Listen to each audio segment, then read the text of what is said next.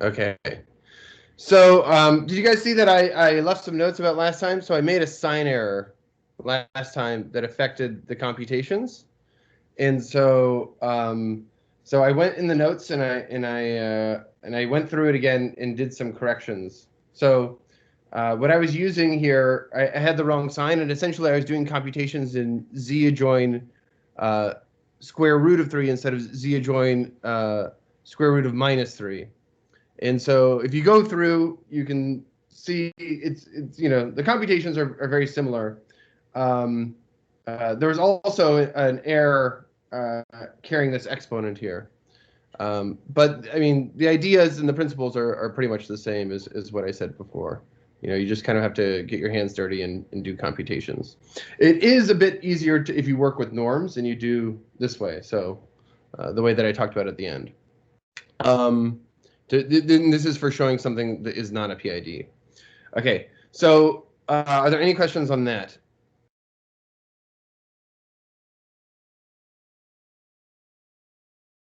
All right. So A comment on the homework, if that matters. you have questions on the homework? Just a comment on problem 2. In problem 2, like you did it in class, which is what you mentioned in there, but you have an A and an R, and I just think it's probably just a little typo. There's a typo. Let's see. So let me look. Let me open it up here.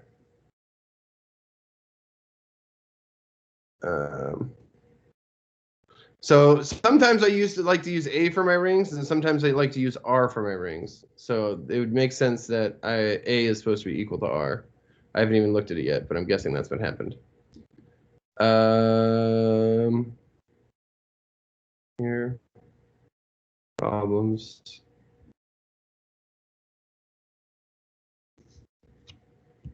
What number? 2. Yeah, A is R.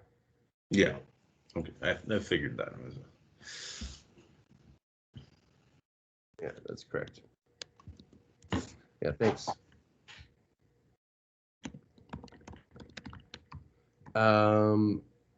So yeah. Okay, so that's fixed now.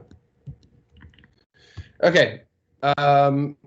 Okay, so if you guys could, are there any other questions or comments?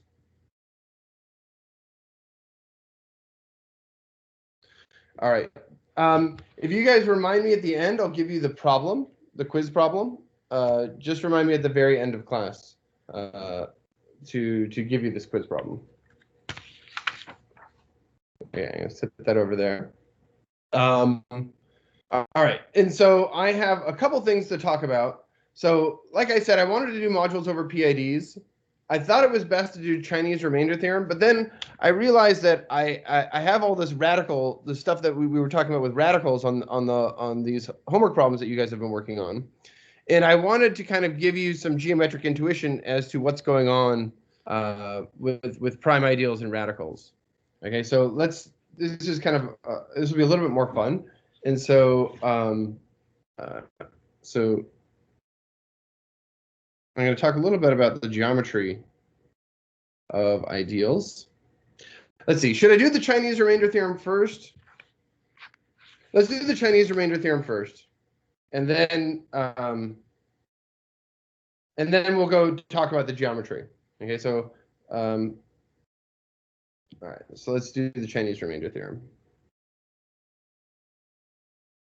So the proof of this I'm going to do as an exercise, but I'll give you some hints. Okay. So let's do the Chinese remainder theorem. And you guys can see this, and I'm recording, right? Yeah, I'm recording. Okay. Okay, so the theorem says the following. So theorem.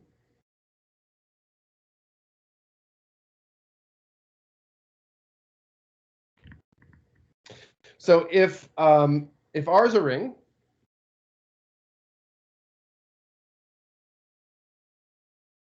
and I and J are ideals in R, and I plus j is equal to r. So this condition is like saying, sometimes we say that I and j are coprime.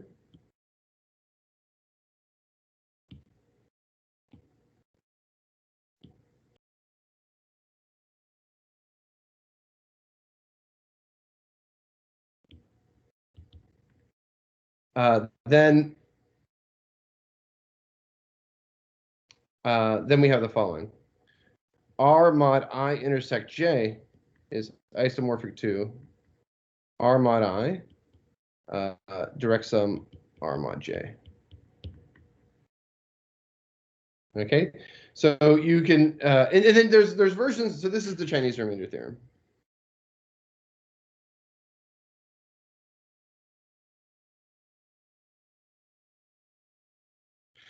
Okay, so this is a useful way to decompose rings.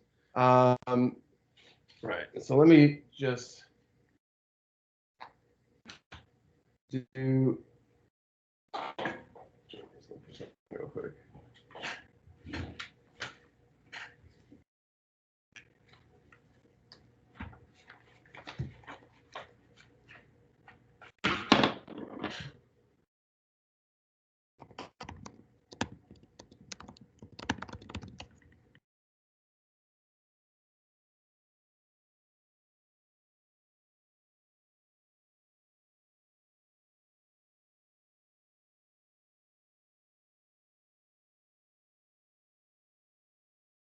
Yeah. Okay. So all right. So let me just make a quick remark here. So the proof is going to be left as an exercise. Okay. And I guess one of the ideas is that you're going to want to construct idempotents. So the idea is that you should construct idempotents. Okay, so an idempotent here. So what's an idempotent? So these are elements E, an element of R, where E squared is equal to E, right? And so so if you have an idempotent, so given an idempotent,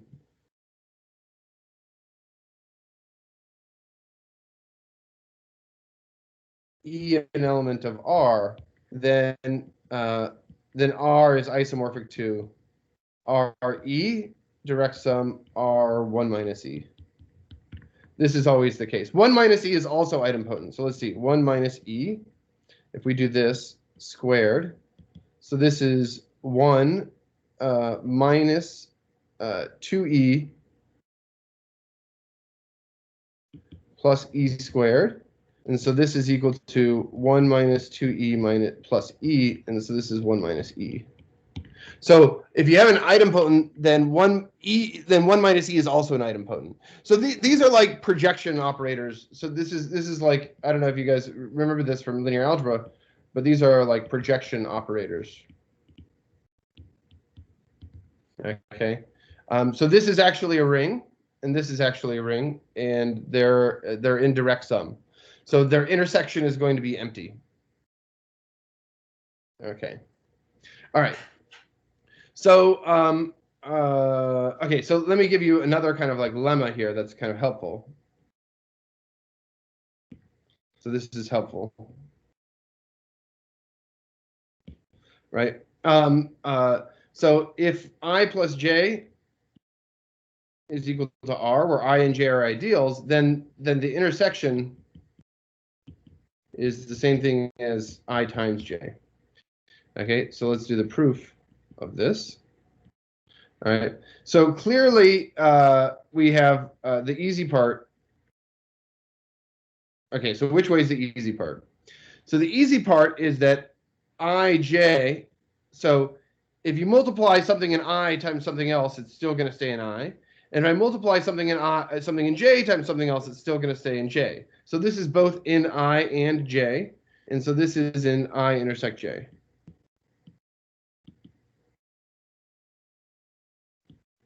So conversely, we need to show. So I guess maybe not conversely. So what remains to show? So it remains to show that I intersect J is a subset of IJ. And this is a very special condition that I plus J is equal to R. This is like saying they're co-prime. This is usually not the case, right? And it's usually the case that these things are the same up to radicals, okay? So let me explain, and I'll say what that means, I guess, in a bit later. So these are usually not equal. Okay, so how do we do this? So I intersect J. Well, this is I intersect J times the ring R. This is I intersect J times I plus J, because R is I plus J. This is I intersect J times the ring I, plus I intersect J times the ring J. And this is equal to, well, this is contained in Ji, and this is contained in Ij, and this is equal to Ij, because it's commutative, right? And so this proves that I intersect J is contained in I and J. And since we have both inclusions, they're equal.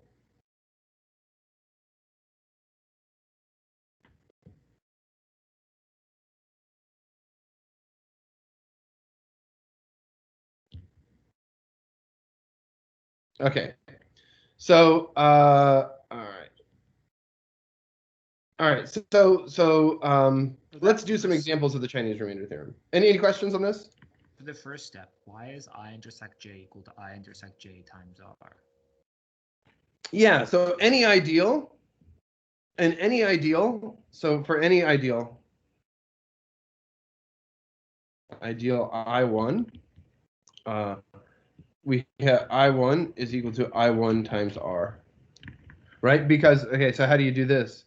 So clearly, I1 is a subset of I1 times R, right? And then this is because, I1 times 1, right, is equal to I1, okay? The other way is given because I's are closed under multiplication, right? It's an ideal. I is an ideal. Oh. Since I is an ideal, I times A, let's say, for all I and A and R, IA is an element of I. That's what it means to be closed. It's a submodule. Okay, so that shows the other way. That I1 contains I1R.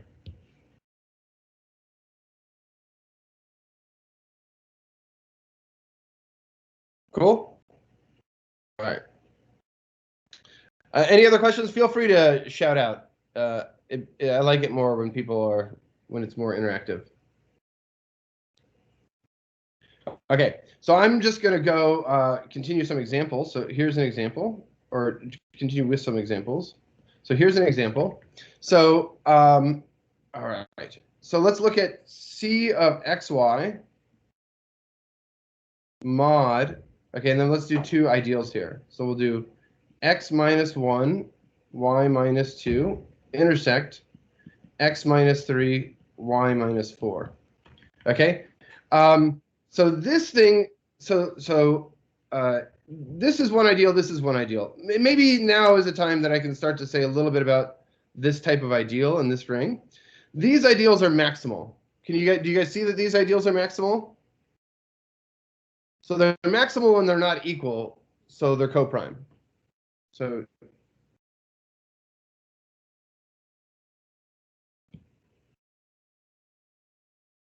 are not equal and maximal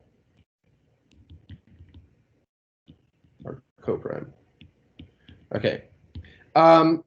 All right, and so let me kind of explain these ideals. So let's define MA. So first of all, let's do this. MAB.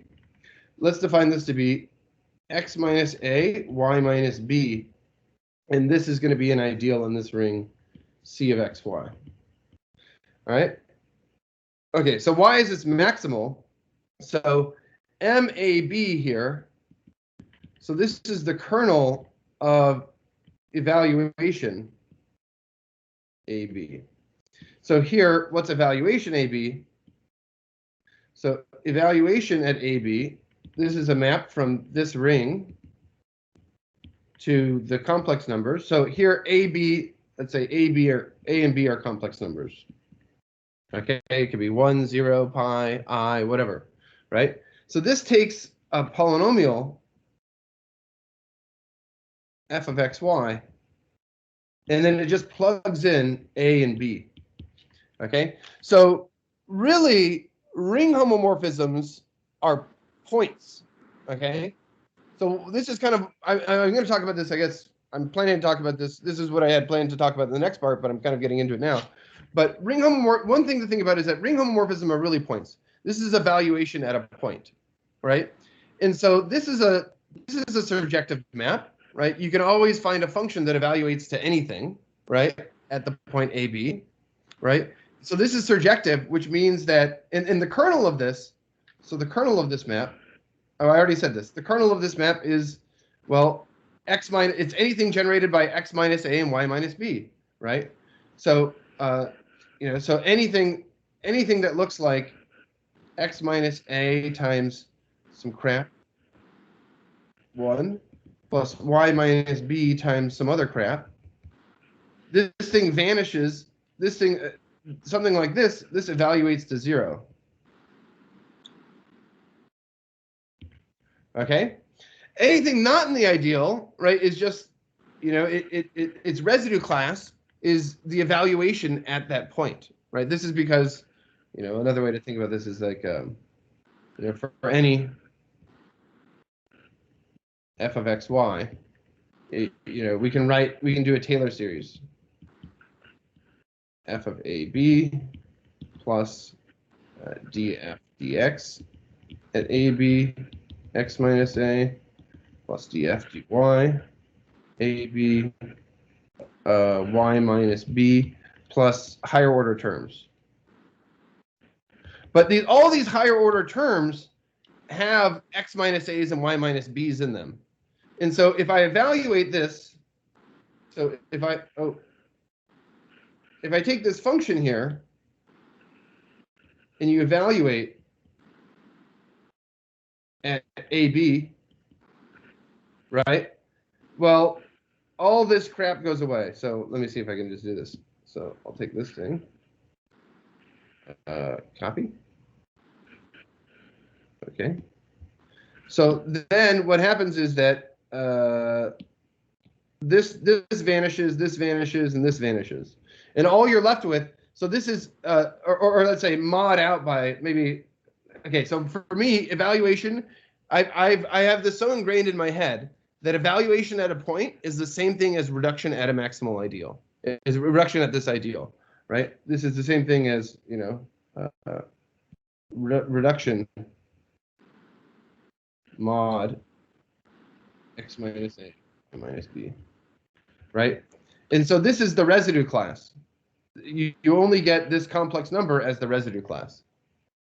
Okay, so that's kind of an interesting idea. Anyway, geometrically, okay, so what does this thing correspond to?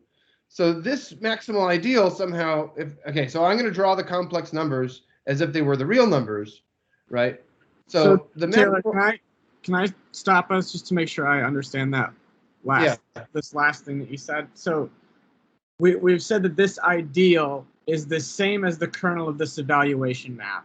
Yes. Which is this point because a bunch of stuff vanishes, goes to 0. Yeah, there's a correspondence between maximal ideals of this ring here and points of C2. Okay. Right? Maximal ideals of this ring and points of C2 are really the same thing. Because if I take a point of C2, I evaluate it at the maximal ideal. If I reduce modulo maximal ideal, I get a field, right? And it turns out that ring homomorphism is evaluation of point. The other way is a little bit harder, and that's Hilbert's Nilstel-Ansatz. But but for now, this is the idea: is that, just take my word for it. Is that okay? So I showed you that evaluation gives you maximal ideal. Conversely, all maximal ideals come from evaluation at a point. Okay. Okay. For this ring, right? Evaluation of complex numbers. So what we should be thinking is that like reduction modulo an ideal is really somehow reduction modulo an ideal or modulo maximal ideal or point is somehow like evaluation of a function at a point. Okay.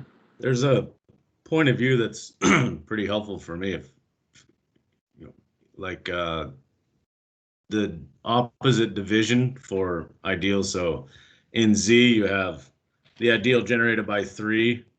3 divides 6, but the ideal generated by 6 divides the ideal generated by 3, right? The reverse, kind of have the reverse inclusion. So then like x minus 1, the ideal generated by x minus 1 is divided by x squared minus 1. So it's like if a polynomial is divisible by a monomial or a, anyways, I'm failing with my words. I'd have to write it.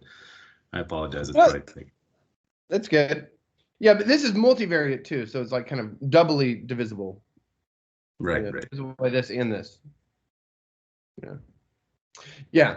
So okay, so let's go back to this example here. So these two things are maximal ideals. I think you guys believe me now, right?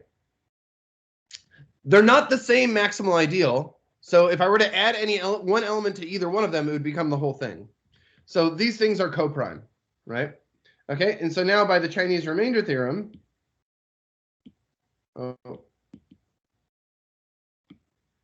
okay. So by the Chinese remainder theorem, this thing's isomorphic to Chinese remainder theorem. Well, C of xy modulo x minus 1, y minus 2, direct sum C of xy, x minus 3, y minus 4. Okay, and each of these, because they're maximal ideals, with their evaluation at a number, at a complex number, this is C direct sum C. So this is just isomorphic to C squared as a ring. And geometrically, what do these things correspond to, right? So all ideals have some sort of geometric picture associated with them. So this is the point 1, 2. So 1, 2, 1, 2. And the other one was 3, 4. So, whoa, that was my Alexa. Okay, so this is the ideal 1, 2, and 3, 4. And so one thing to keep in mind is that, okay, so in geometry, okay, so in geometry, right, whenever you have a direct sum, right, of two things, it'll correspond to two disconnected components. So in geometry, so direct sums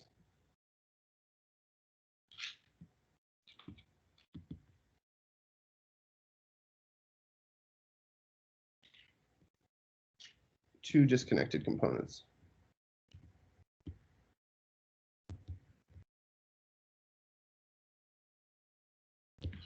Okay, so what am I doing? Is so I have an ideal, and the ideal corresponds to the geometric average, which is the set of points vanishing at that ideal. Okay, that's kind of what I'm doing here. I'm going to later introduce a topological space that's more in line with this, and that's in the next batch of exercises.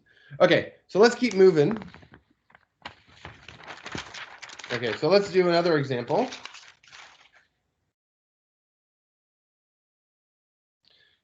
Okay, so let's do Z mod 100. Okay, so Z mod 100, this is isomorphic to Z mod 2 squared times Z mod 5 squared. Okay, so how do you see this? Well, 100, this ideal 100 is, well, this is 100 is 10 times 10, which is 2 squared times 5 squared.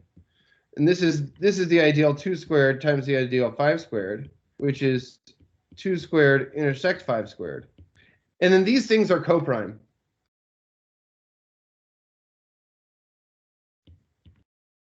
So I can apply this theorem.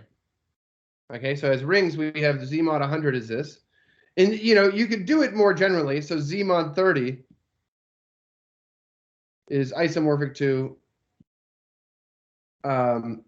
Z mod 2 direct sum Z mod 3 direct sum Z mod 5. So you could iterate this process, right? So does that make sense? How I'm using the Chinese remainder theorem? With this last example, Yeah. is it also equivalent then to just Z mod 2 direct sum Z mod 15 because 2 and 15 are? Yep. That's exactly how I used it. Coprime. Cool. So 2 and 15 are coprime, right? Yeah. But now we have, and so the usual coprimeness corresponds to coprimeness of ideals as well. Okay. So, all right, so that's really kind of all I wanted to say about the Chinese remainder theorem. Okay, so let's do some more geometry here. So geometry of ideals. Okay, so I'm just going to do kind of like a series of examples. So there was an example from your homework. Okay, so the example from the homework was that show that for any field.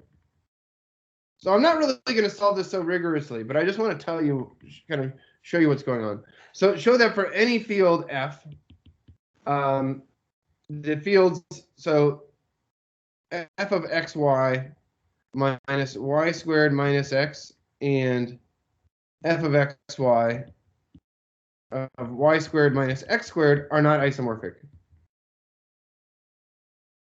And I'm going to show you how I think about this.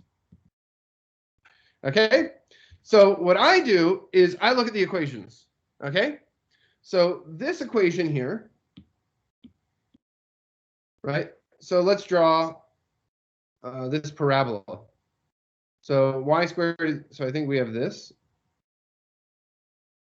All right, x is equal to y squared. So this is the equation. Maybe I should do this. So this is okay. So this is x is equal to y squared. Okay, so there is one component here. Okay, so let's do another one. Let's do this one.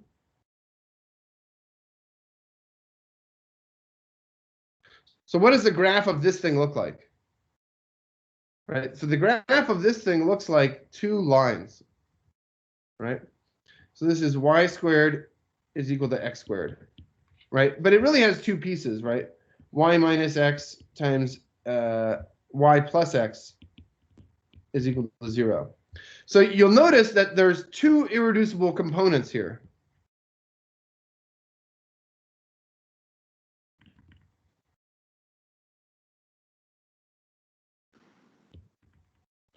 Right? This thing has one, so an irreducible component is just kind of like, I think the homework will say this more precisely, but it corresponds to prime ideals. But the picture is that there's just like one thing there, and this has two pieces, right? There's this piece and there's this piece, right? And this thing just has one piece.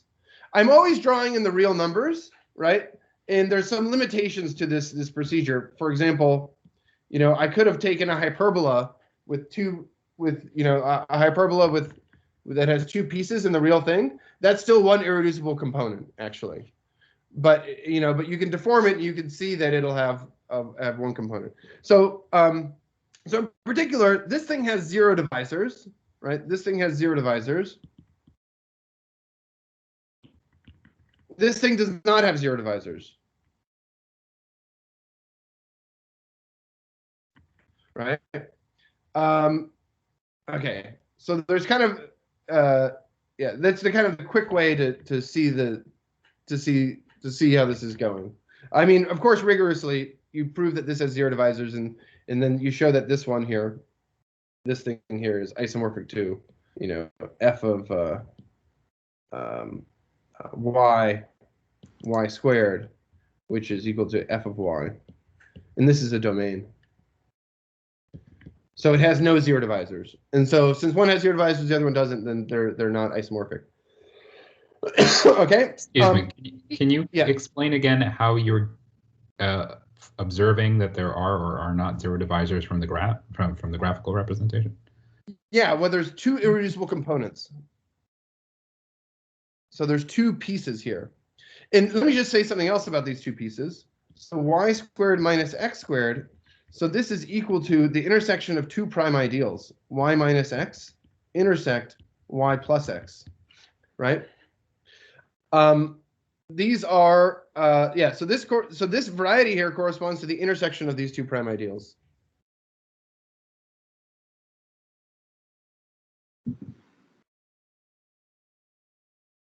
Yeah.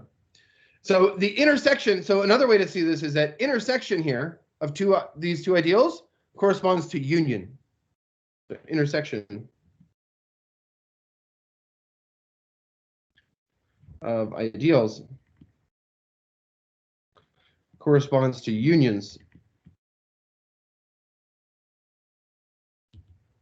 of schemes. Okay, I'm just going to say the word schemes. They're schemes. Okay, the geometric objects that I'm talking about are called schemes. Okay, so all right, and so okay, so let me say something else. So there are some other examples here where I asked you to produce a ring that is not reduced, or let's say let's do a ring with zero divisors. Okay. Oh, let's see. Should we do not reduced, or let's do? I mean, this is an example of a ring with zero divisors here. I mean, the most common one that you could do is C of a. Let's see here. So this is a ring with zero divisors. I mean, it's the same exact picture that we had before, right? So this is the two coordinate axes. You know, this x. Well, I don't want to draw it. Okay, so this is the two coordinate axes again. You know, this is y is equal to 0, and this is the x is equal to 0. So this is the union of two things, two irreducible components.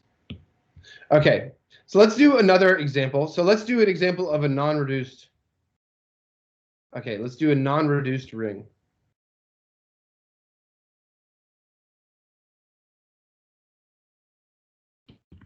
Okay, so what's a non-reduced ring? So let's do like C of x. Okay, so this is the most basic example, C of x mod x squared. So the way that I draw this one is like this. So here's the line. This is the line C. Remember, I always draw C as R. If x were equal to 0, right? So this would just be x is equal to 0. So this is the x line. Okay. Okay. So now I'm going to draw this. So this is x squared is equal to 0. So it has some multiplicity. It's like a fat point. Or it's like this thing, but with some, or it's it's x is equal to 0 with fuzz. We literally say that. We say it's like a fuzzy version of x is equal to 0. And let me kind of say a little bit about what this does. Let me do another non-reduced ring. So reduced means it has nilpotent elements. Remember, not reduced means has nilpotents. So, and then here we have x bar squared is equal to 0. So it's it's a special type of zero divisor. Okay. So one thing that you can notice here is that the radical, if I take this ideal and I take the radical of it, right, then I get this ideal, right? And so the radical kills the fuzz, right? So taking radicals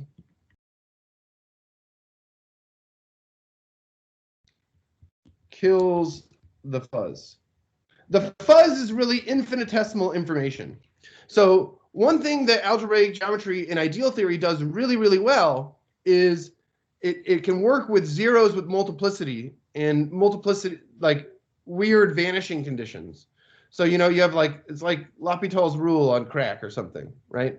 We know how to take, you know, we know how to talk about multiplicities of objects really well, right? So that's one of that's the main reason why we study. One of the main reasons why we study ideals is that it corresponds to certain vanishing conditions, right? With multiplicity. So let's do another example. So how do I draw this ring? How do I draw this the scheme associated to this ring? Okay, so what does this one look like? Okay, so it's like XY. So what does this thing look like? So what are the zero? What's the zero locus of this? So the zero locus of this is, okay, so X can be equal to 0 or Y can be equal to 0. Okay, so X can be equal to 0 or Y can be equal to 0. But when Y is equal to 0, it's like doubly 0. So if X is equal to 0, we're just here. We're along this line. So this is X is equal to 0. And then we kind of have like a fattened version of this axis. So this is Y squared is equal to 0, right? So this is kind of a fat version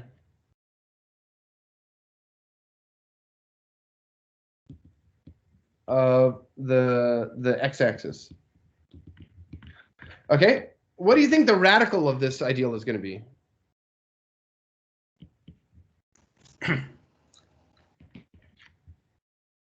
Just xy, probably. It's just xy. And what it does is it just kills the fuzz. So it's exactly the same thing, but it kills all this infinitesimal information. Okay, let me say a little bit more about infinitesimal information, right? So why am I talking about infinitesimals? Okay, so let's talk about, why, okay, so infinitesimal information. So, okay, so we saw before, okay, so we saw before that an evaluation at a point or let's say reduction modulo a maximal ideal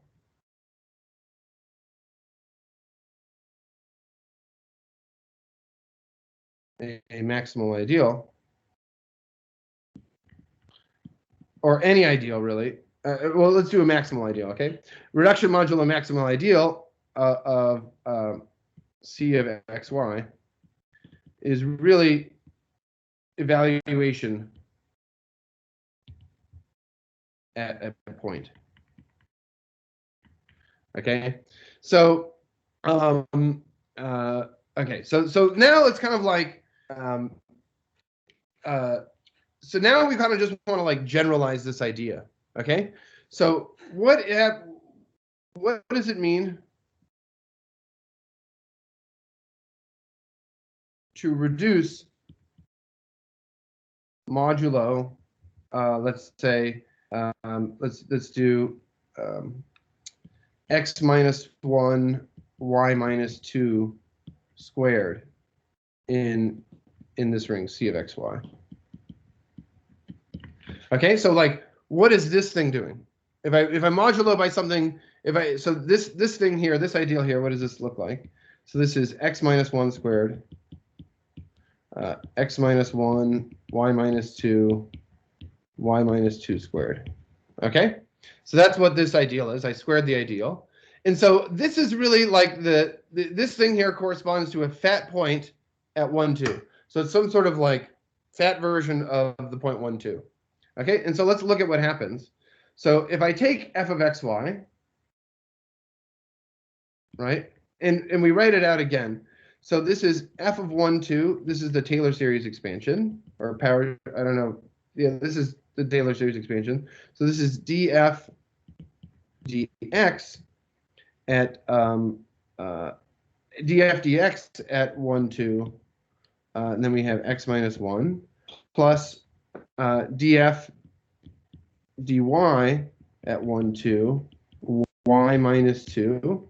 And then let's do this. Instead of writing higher order terms, right, let's write this is congruent modulo, well, this ideal, x minus 1, y minus 2 squared.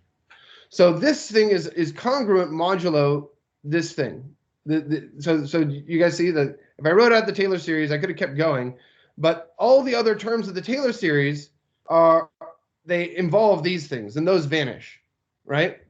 So what happens is that, you know, this, so the map here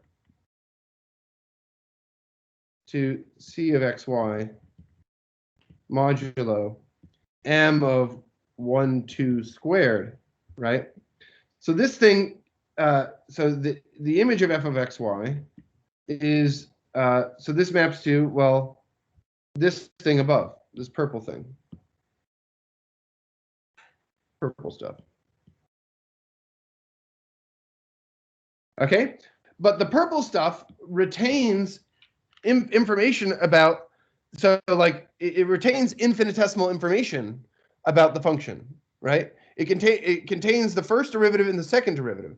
So not only does it know the evaluation of the function, but it knows the function plus like a little bit of its tangent, plus its tangent direction.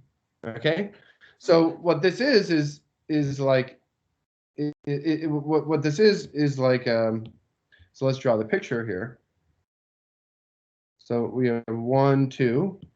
So we have this fat point here, but it's really a point plus tangent directions. So this ideal m of 1, 2 squared, this is really a point plus tangent directions. So it knows about the gradient of the function at that point. Okay. Is that gonna generalize then for any like m sub ab to power n? Well, yeah. remember. In general, so then it contains more and more. The higher power you go, right, the more that the reduction modulo of the ideal has more and more nilpotents, the bigger of an infinitesimal thickening you get, right?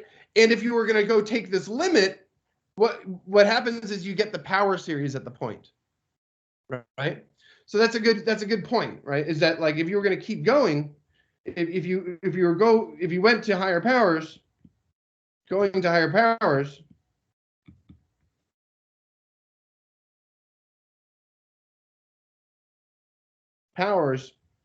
keeps track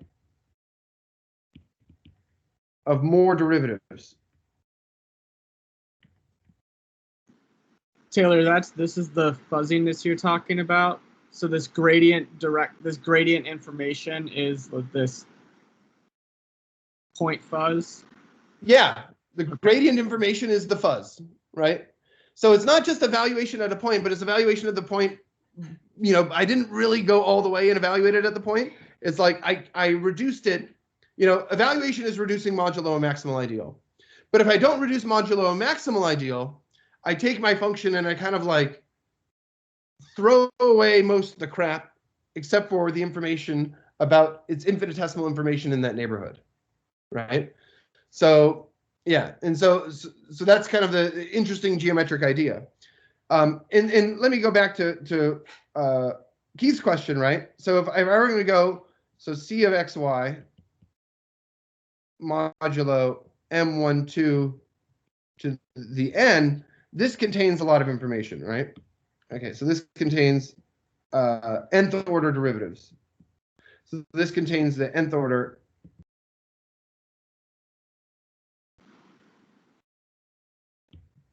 Or let's say n minus first, let's say. Okay, but what you can do is if you were to take this, and I were going to take the inverse limit of these, so there's a ring that I can make. Okay, and this is actually the co-limit, or let's see, this is the limit, because we talked about limits last semester. In category theory, if I were to take the limit of this thing, so we have a series of maps, right? So we have C of xy, okay, modulo m1. Okay, there's a map here from C of xy modulo m12 squared, and this keeps going. C of xy modulo m12 cubed. So this ideal here is getting like kind of deeper and deeper, right? You know, it's getting further away from being maximal, which means that you delete less information, right? And then this could keep going. But if I were going to take this limit, so this is the limit is in the limit definition that we had before. This thing is this formal power series ring. And this is the ring of formal power series. A formal power series. Okay, and so what this is this is kind of like this ring here. The way that we do it is this ring here corresponds to kind of like a neighborhood. You know, if I were going to draw this picture, you know, if I have this point 1, 2, then there's kind of a neighborhood here, and this map here, this thing here. So there's a ring homomorphism here, the ring homomorphism of C of xy into C, so that the arrows get reversed, right? This corresponds to the inclusion of the neighborhood into here. So this thing goes into here, and it corresponds to, so let me say this. So this is the neighborhood. This is kind of like a decapitated neighborhood. So this thing here corresponds to this thing, and this thing, this ring here corresponds to this whole picture, right? And so this, if I were going to take, so what you can do is you can kind of, you can do an operation called spec, and this ring homomorphism corresponds to a map of these schemes from this thing in this scheme into this scheme, right? And this is kind of like an open neighborhood. This is like an some sort of a, this behaves like a neighborhood of a point.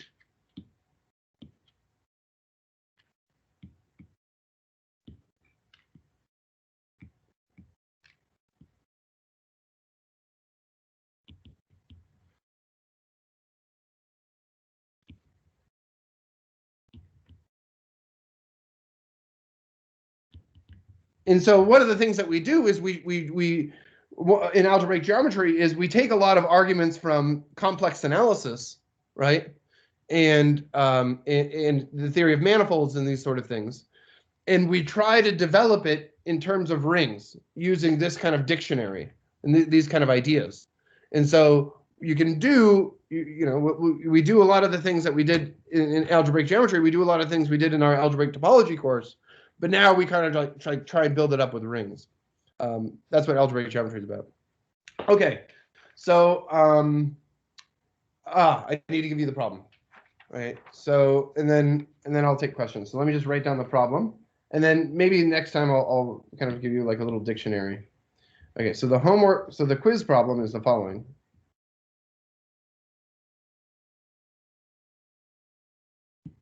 Okay. So find all the ideals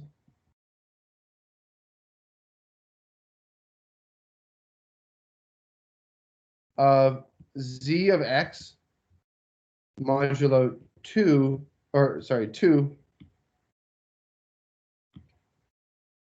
x cubed plus 1. So you should, so here are the instructions is just work it out on your own, right? Only take 30 minutes, right? Write out a complete solution as if it were a test or an exam, right? Only take 30 minutes. And then email me when you're done.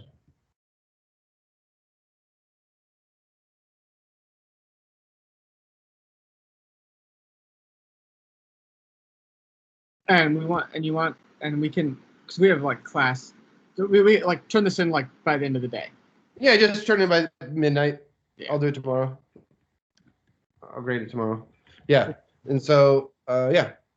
So, yeah, okay. I'm not going to give you, I'm going to try not to give hints. I want to give you hints, but I'm not going to. I mean, So, live your yeah. dreams. Huh? I said, live your dream. If you want to give a hint, you know. No, Yeah, I'm I not mean, supposed what to. if we I said give too- please? Yeah, I shouldn't though, because I need to foster independence. You know, I need to make sure that you guys work independently. Yeah. Deep. All right. Okay. right. See you later. Now I can answer any questions you guys want. I can stick around, and anyone who needs to go, feel free to go. Yeah.